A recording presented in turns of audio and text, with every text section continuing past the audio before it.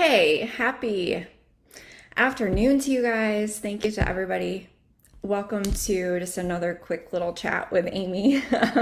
Thanks for everybody for what you're doing.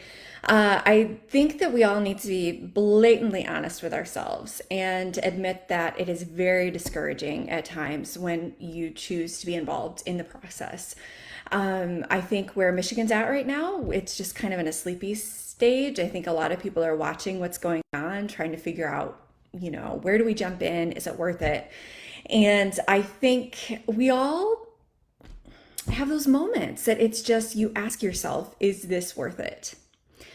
And we also, maybe you're like me, that goes through those pockets of just like, man, I really wanted different outcomes. Do I keep going? And, did we do things wrong? Should we do things differently? Why didn't people see things the way I did? So regardless of where you are right now in Michigan politics, whether you're super excited about what's going on or whether you're like, I was done 5 years ago, don't want to go back. Can I challenge you on something? We have to recognize that there are pendulums. When my old boss told me that, man, like years ago when I was working for Citizens for Traditional Values, and there'd be like an awful loss, right? Like someone would win that I was super disappointed with, and he would tell me, Amy, everything's on a pendulum.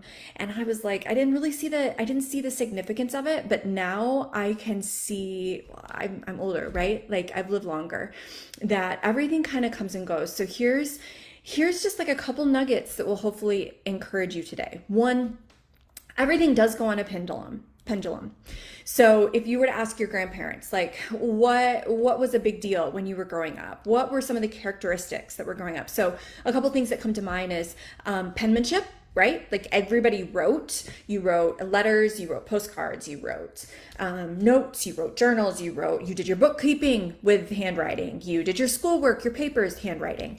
Now we've gotten to the place of there's so many like acronyms and, text lingo, but that was one thing from when grandparents were growing up. Another thing would be hard work ethic. So fast forward a few years, and if we looked at ourselves 10 years ago, we would say, okay, man, like cursive's going out and like handwriting's going out, and it's just all about shorthand now.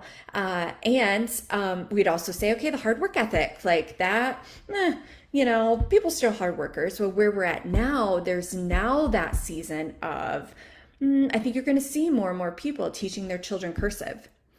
And you're going to have an increase of people valuing the handwritten letter. Like, sure, computer works, but it's so much better to send a letter handwritten, right? Or it's so much more valuable to do a card with a personal note. Or it's so much better, so much more significant to teach your child, like, here's how you do cursive so that you can read cursive. Because when you can read cursive, you can read like the historical documents. So I think that's coming back around. Hard work ethic, right? We're seeing like a vacuum in the marketplace of people that don't want to work. They haven't had to work because government will bail them out. So they can get by with a little. And so there has been a loss of hard work ethic. Ask any employer and they will tell you, we are hungry for hardworking people. We are hungry for quality people. We are hungry for like people that will like show up to work and they won't just bail on you. So when our grandparents were growing up, hard work ethic was like a common day thing, right? Well, now I think it's coming back to that. So recognize there are pendulums where things you may feel like, okay, we've lost this for forever. Don't think that. Just recognize that it might be in a different season. So the question becomes like when we have losses, when we have disappointments, when we see things not going how we think it should go, is it worth it?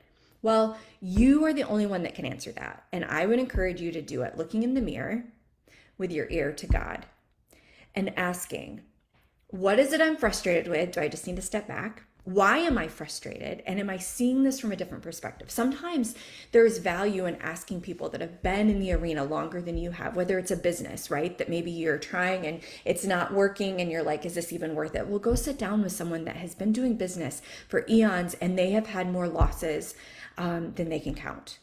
Ask them, is it worth it? Let them give you perspective.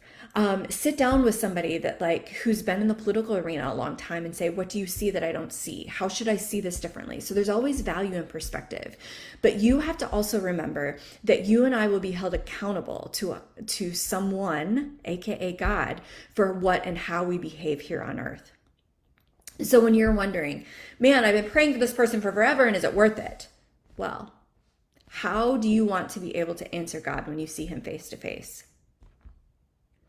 Oftentimes what we are encountering is just a part of the process, and it's a part of the season. And I think we as Americans have this consumer mindset that if I plant a seed, I want to see the growth now. That's not logical. It's just not. If we plant a seed as a farmer, you water the seed, the sun beats down, there's the elements of the weather, you fertilize the seed, you tend the seed, and even then, it could take longer.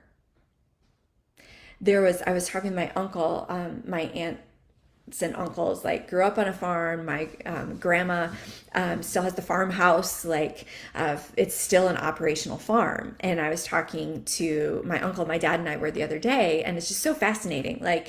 You just, sometimes I'll notice, I have an appreciation for the farm, right? You see a beautiful field. Some people would say, it's just a field. But to me, it's oh my gosh, it's gorgeous. A gorgeous field of wheat, a gorgeous field of soybeans. And we were talking with my uncle the other day about, wow, just the soybeans, how tall they are. And does everybody remember in Michigan, there's been this drought season?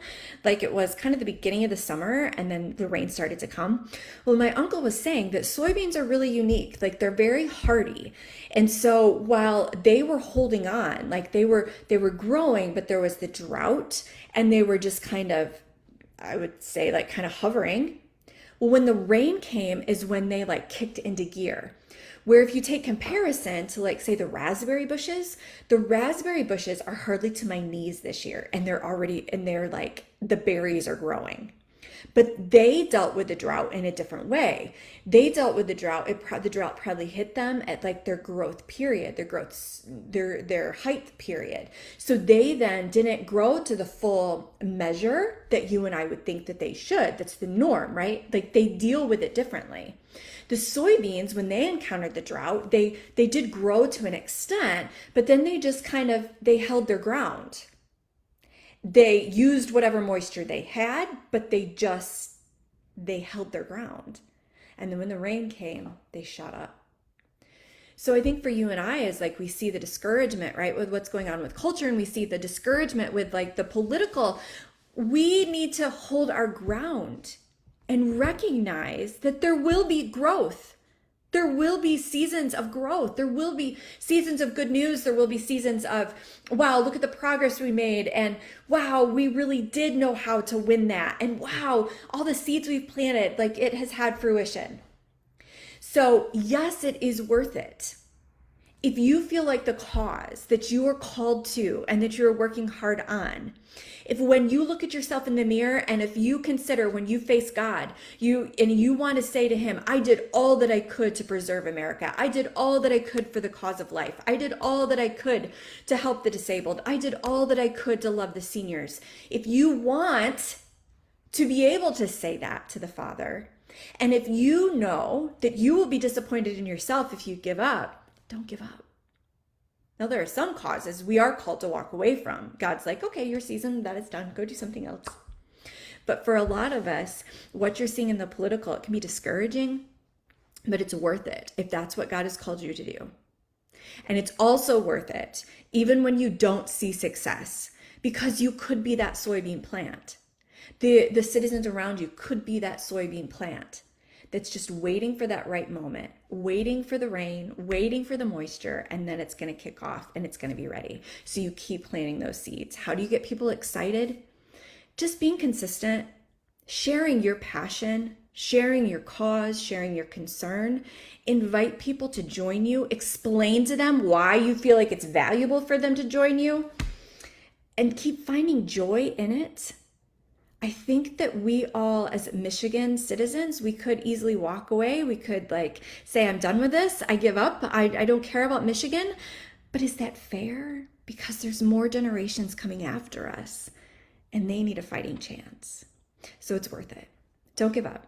You're not alone in the discouragement. So give a shout out if you're just like, man, I need some perspective. You're not alone. This is not an impossible season. God is not done. He is the God of solutions. He is the God that is not shaken by what we face. And anytime I can help offer perspective, reach out.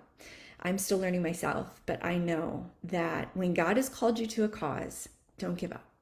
He will see you through, and you will see the growth and the harvest in his due season. You might be watching from the heavenly stands of when the fruit comes in, but even if you are in the sitting with the cloud of witnesses and you look down, you are going to be so glad you planted the seeds when you did.